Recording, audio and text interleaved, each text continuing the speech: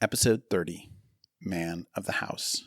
Hey now, good people of Substack. You may have noticed that I recently initiated a paid subscription to this fine and narcissistic newsletter. Is it not enough to occasionally read about me? Must you now pay for that privilege as well? Not really. It's just I read an article on here that made a pretty compelling case for expanding your readership by monetizing your Substack. It might sound counterintuitive, save the fact that the algorithm loves nothing quite like it loves money. Still, I imagine this Substack remaining largely free, an opportunity to support this important work out of sheer enthusiasm, largesse, or even pity. Pick your poison.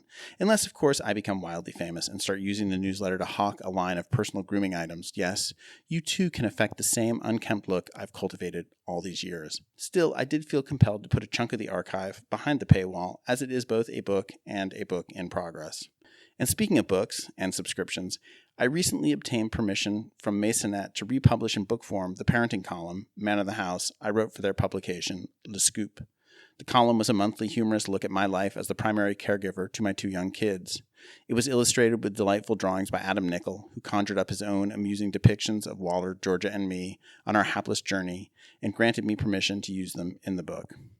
Man of the House, as the book is known, is available on Amazon, but I am offering it here as an incentive to become a founding member to this newsletter. Don't worry, I will not be offended if you do not take me up on this compelling, once-in-a-lifetime offer.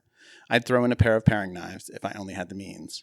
Below is the new introduction I wrote for the collection, and I share it here as an amuse-bouche that will hopefully leave you ravenous for more. Now, I'll get back to my gripping Hollywood memoir, indeed the final installment of the Phoenix years, in the coming days. Man of the House. Introduction. The offer to write this column could not have come at a more fortuitous time for me. My wife's career had taken off, and I was largely relegated to the role of Mr. Mom. While I was still working as a producer and development executive at Whitewater Films, it was hard to imagine how I could accomplish much professionally while tending to the needs of my two young kids. I was at the time about 5 years into sobriety, 10 years into parenting, and a year or two into stand-up comedy. Stand-up had been a great boon to me, a life-expanding means of stepping out of the mundane hassles of everyday life and into the most intense creative crucible of psyche-crushing pressure. I loved it. You could go on stage in the main room at the Comedy Store before a packed house of 300 strangers and make all of them nearly shit themselves with laughter, only to find yourself after the show, back home at midnight, scraping crusted mac and cheese from the cracked linoleum of your kitchen floor. There was no permanence in it, no record of your success save the occasional clip posted online. Was it all a dream? Had I really been as good as I felt? I could never tell, though I could sure tell when I sucked. I wondered if its fleeting success would ever amount to anything more. So when I decided one day to check my old Earthlink account to see if there were any missed emails in there, I did this maybe once a year, I was astounded and horrified because I almost missed it altogether, to find a note from my old friend John Brody. He told me he'd seen some of my stand-up and was wondering if I'd be interested in writing a funny column for his new publication, Le Scoop. Honestly, I burst into tears right there at my desk. I'm an easy crier. It felt like the validation I had been hoping might one day materialize. Truth be told, I have on some level always wanted to write humorous essays that shed a little light on the human condition. I'm not sure where this impulse was born. Maybe it was all that Cheever I read, though I feel the impulse predates that.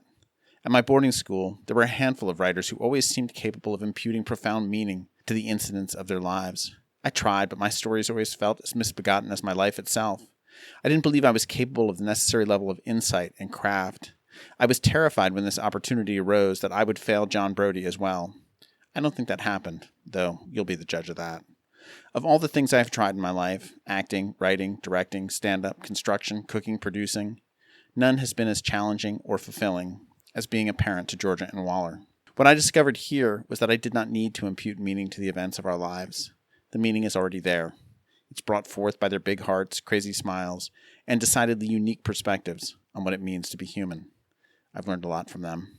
I am forever grateful for the opportunity to be their dad and the chance to chronicle some of its wonder in these pages.